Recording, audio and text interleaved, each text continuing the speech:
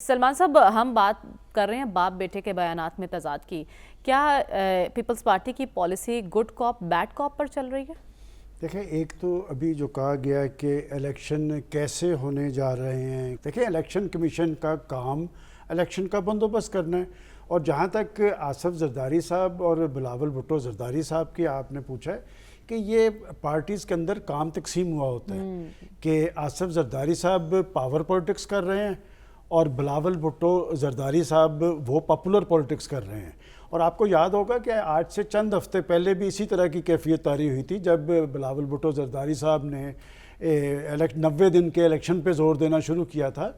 تو یہ جناب آصف زرداری تھے جنہوں نے کہا تھا کہ مردم شماری کے بعد حلقہ بندی ضروری ہے. انہوں نے یہ بھی کہا تھا کہ پہلے معیشت پھر انتخابات. جی، انہوں نے دیکھیں وہ انتخابات، اور آج بھی ان کی ٹائمنگ بڑی امپورٹنٹ ہے. بات ہے کہ وہ اگر یہ بات کر رہے ہیں کہ جی الیکشن کمیشن پر اعتماد کا اظہار کر رہے ہیں، تو اس وقت بھی انہوں نے الیکشن کمیشن پر اعتماد کا اظہار کیا تھا. اور کل ہی جب صافی صاحب بات کر رہے تھے تو میں نے آپ کو یاد ہے پیچھے سے ایک فکرہ کہا تھا کہ وہ اپنا کام کر رہے ہیں. دیکھیں، بات یہ کہ بظاہر چیئرمین بلاول بھٹو زرداری صاحب ضرور ہے، لیکن آصف زرداری صاحب بڑی سنجیدگی سے کام کرتے ہیں اور سیاسی محاذ پر ان کا کوئی ثانی نہیں ہے.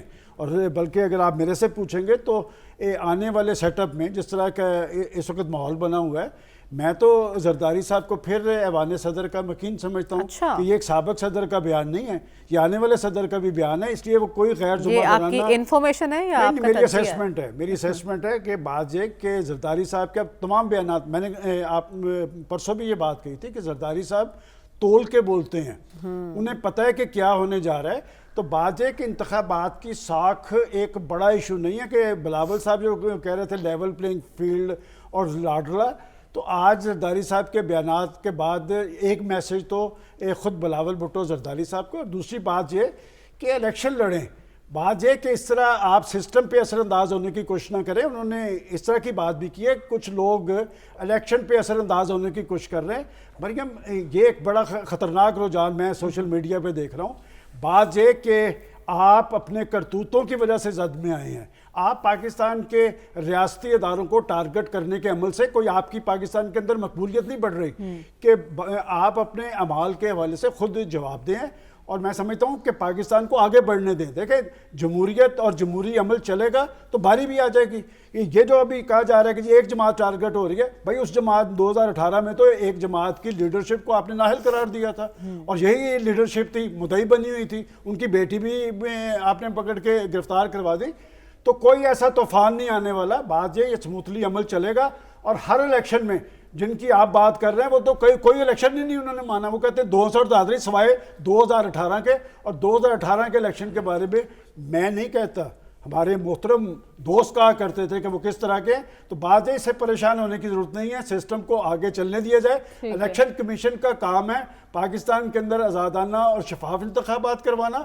اور جو جس عزم کا اظہار پاکستان کی کیئر ٹیکر گورنمنٹ کر رہی ہے، یہ بات میں ضرور کہوں گا کہ بات ہے کہ اگر وہ یہ یقین دہانی کروا رہے ہیں کہ پاکستان کے اندر انتخابات شفاف ہوں گے، تو شفاف انتخابات کے لیے ماحول بھی طاری کریں تاکہ تمام پارٹیز کو کام کرنے کا موقع ملے اور ایک سازگار ماحول ان کے پاس ہو. ٹھیک ہے، لیکن اس کی تائید تو آج کر رہے ہیں نا آصف علی زرداری صاحب کہ انہیں پورا اعتماد. اب ان کے پاس کون سی جادو کی چھڑی ہے سلمان صاحب جو اب آ کے وہ معجزات دکھا دیں گے؟ ایاز صاحب کا یہ ماننا ہے. دیکھیں، ایک بات، وہ جو ایک لفظ بار بار استعمال ہوتا ہے کہ ناٹک، پاکستان نے ناٹکوں کا متمل نہیں ہو سکتا. اور وہ جو 2018 کی بات کرنے کا جرم میں کرتا ہوں، اور کہا گیا ہے کہ جی کون سے ایسے لوگ اٹھائے جا رہے تھے، جناب والا میں آپ کو وہ صرف ایک گروپ بتا سکتا ہوں کہ جنہیں اٹھا کے لاہور لایا گیا تھا. وہ جنوبی پنجاب صوبہ محاذ تھا. کن کن سے ٹکٹیں واپس کروائی گئی تھیں، کس طرح لاڈلے کو مسلط کرنے کے لیے. وہ تو خود ہی اپنا کریڈٹ کو ڈسکریڈٹ کرتے جا رہے ہیں. بات ہے کہ کوئی چیز پاکستان کے اندر ڈھکی چھپی نہیں رہی، اور جس شخص کی نااہلی کی بات کر رہی ہے اس کے خلاف سازش کے سارے کردار بھی کھل کے سامنے آ گئے ہیں. یہ سلسلہ بند ہونا چاہیے. البتہ یہ بات وہ ٹھیک کر رہے ہیں کہ پاکستان نے اگر آگے کی طرف جانا ہے تو اس طرح کے معاملات نہیں ہونے چاہیے. اور پاکستان کے اندر سیاسی استحکام آج سب سے بڑی ضرورت ہے. سیاسی استحکام قائم نہیں ہوگا تو آپ معاشی حوالے سے نہ استحکام قائم ہوگا، نہ آگے کی طرف جایا جائے گا. اور بات یہ کہ پولیٹیکل فورسز جو ہوتی ہیں انہیں ختم نہیں کیا جا سکتا. دیکھیں ہم اس وقت بھی یہ کہتے تھے جب وہ ناٹک چل رہا تھا نا جس میں RTSC بٹھا دیا گیا تھا، جس میں اگلے دن تک رزلٹس ہی نہیں تھے آئے، اور پھر آپ یاد کریں کہ پاکستان کی ساری پولیٹیکل پارٹیز نے اس الیکشن پہ عدم اعتماد کیا تھا، اس میں بھی میں سمجھتا ہوں آصف علی زرداری کا مین رول تھا، اس نے کہا ہمیں سسٹم کا حصہ بننا چاہیے۔ دیکھیں جو پیپلز پارٹی کا ڈیو کریڈٹ ہے ان کو ضرور دینا چاہیے، وہ ایک طرف جہاں پر الیکشن کمیشن پر اعتماد کی بات کر رہے ہیں، دوسری طرف انہوں نے یہ بھی کہا ہے کہ پیپلز پارٹی اکثریتی پارٹی بنے گی۔ دیکھیں ہر ایک کا اپنا اپنا دعویٰ ہے، کل رانا صلاح اللہ صاحب کہہ رہے تھے کہ 141 میں سے 125، ہر پارٹی کا اپنا دعویٰ ہے۔ پاکستان کے اندر فیئر الیکشن ہونا چاہیے، اور وہ جو امریکی اور برطانوی سفارتکاروں کی بات کی گئی ہے ابھی کچھ دیر پہلے، میں نے کل بھی ایک بات کہی تھی، اور میں آج چونکہ وہ جن سے ملاقات کر کے آئے ہیں، میں بطور جرنلسٹ میری عادت ہے، میں ایک صاحب کے پاس گیا جن سے ملاقات، انہوں نے کہا کہ وہ ہمارے سسٹم کے بارے میں تو پوچھ رہے تھے، پریشانی انہیں بھی لاحق ہے، ان کو اس بات کی پریشانی لاحق ہے کہ پاکستان کے اندر پاکستان کے عوام کا رجحان، دیکھیں وہ کل بھی میں نے کہا تھا کہ سائفر کے بعد جس شخص نے پاکستان کے اندر امریکہ مخالف رجحانات متعارف کروائے تھے وہ خود تو برت ظاہر کر گیا، وہ ان سے کہا مجھے تو بعد میں پتا چلا کہ وہ نہیں تھے۔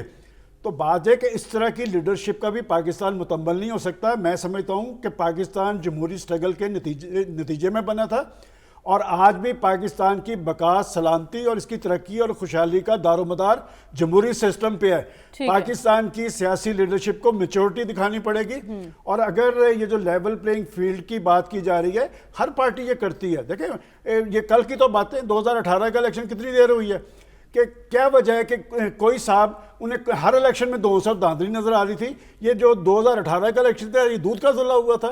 میں سمجھتا ہوں کہ الیکشن کمیشن کی ذمہ داری ہے، اور پاکستان کا الیکشن کمیشن اپنے طور پہ ذمہ داری سے کام کر رہا ہے، اور وہ تو خود کہتے نظر آ رہے ہیں کہ جی کسی پارٹی پہ کوئی پابندی نہیں ہے، ان کا نشان بلہ انہیں دیا جا رہا ہے، اور اگر قیادت جیل کے اندر موجود ہے تو ماضی کے اندر بھی قیادتیں جیل کے اندر رہی ہیں، تو اتنا بڑا کوئی ایشو نہیں ہے۔ پاکستان نے آگے کی طرف جانا ہے، انتخابات ہونے چاہیے، انتخابات فیئر ہونے چاہیے، سازگار ماحول ملنا چاہیے۔ سلمان صاحب یہ جو عوامی رد عمل ہے اور مسلم ممالک میں بھی مظاہروں کا سلسلہ جاری ہے، اس کا کوئی اثر ہوگا؟ دیکھیں اصل چیز یہی رد عمل ہوتا ہے کہ یہ رد عمل ہو تو اس کی تپش جو ہے وہ حکمرانوں تک جاتی ہے، اور یہ کریڈٹ جماعت اسلامی کو ہے کہ انہوں نے سب سے پہلے اسلام آباد میں بھی ان کے مظاہرے پہ اثر انداز ہونے کی کوشش کی گئی تھی، لیکن عقل سے کام لیا اور انہیں اجازت دے دی گئی، چونکہ اگر اجازت نہ دیتے تو پھر پوری طرح ایکسپوز ہو جانا تھا۔ پھر کراچی میں انہوں نے ایک بہت بڑی ریلی کی، اور میں آج دیکھ کے آیا ہوں، اصل آج کی ان کی ریلی کا جو ایک امتیازی حیثیت تھی وہ اس میں بڑی تعداد میں خواتین اور بچوں کا، اور خواتین اور بچوں کے آنے کا جو مین مقصد تھا کہ وہاں پر خواتین اور بچے ٹارگٹ ہوئے ہیں۔ دیکھیں 4500 کے قریب معصوم بچے اور کوئی 2500 کے قریب خواتین جو ہے وہ شہید ہوئی ہیں، اور جہاں تک آپ نے کہا کہ جی عوامی رد عمل، یہ جو OIC اور عرب لیگ بیٹھی تھی نا، یہ وہی تپش تھی کہ ہمیشہ آپ کے عالم اسلام کے ممالک کے لوگوں کا ایک رد عمل ہے، اور پاکستان کے حوالے سے آپ کو یاد ہے کہ جب یہ ایشو شروع ہوا تھا اور ہماری سب کی رائے یہ تھی کہ پاکستان کا ایک بڑا کردار رہا ہے ماضی میں فلسطین کے حوالے سے، کشمیر کے حوالے سے، اور افسوسناک امر یہ ہے کہ پاکستان کے اندر آج کوئی جاندار لیڈرشپ نہیں ہے۔ ایک وقت تھا کہ یہ سارے مسلم ممالک پاکستان کی طرف دیکھتے تھے، پاکستان ایک نیوکلیئر پاور تھا،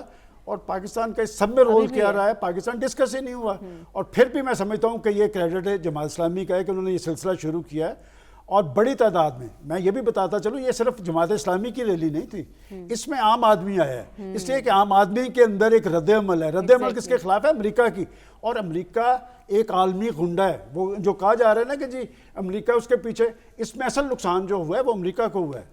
اسرائیل کے حوالے سے کسی کے کوئی دو آراء نہیں تھی کہ وہ اس کا کیا رول ہے مشرق وسطیٰ پہ، اور مشرق وسطیٰ میں وہ عربوں کے سینے پہ منہ ڈل رہا تھا، لیکن امریکہ جو دنیا بھر کے اندر شہری حقوق کے حوالے سے، انسانی حقوق کے حوالے سے اس کا ایک رول تھا، وہ بری طرح ڈیمیج ہوا ہے۔ وہ جو اس نے جا کے کہا وہاں پر اسرائیل کے اندر کہ جی 800 لوگ اس دن شہید ہوئے، اس نے کہا ہم غیر مشروط طور پہ اسرائیل کے ساتھ ہیں، اور آج سراج الحق صاحب نے درست کہا، انہوں نے کہا کہ وہ امریکہ، برطانیہ، فرانس، وہ تو وہاں پر گئے اسرائیل میں، مسلم ممالک کا کون سا سربراہ فلسطین کے اندر گیا ہے؟ میرا خیال اس سے زیادہ بے شرمی اور بے حسی کی کوئی بات نہیں ہے.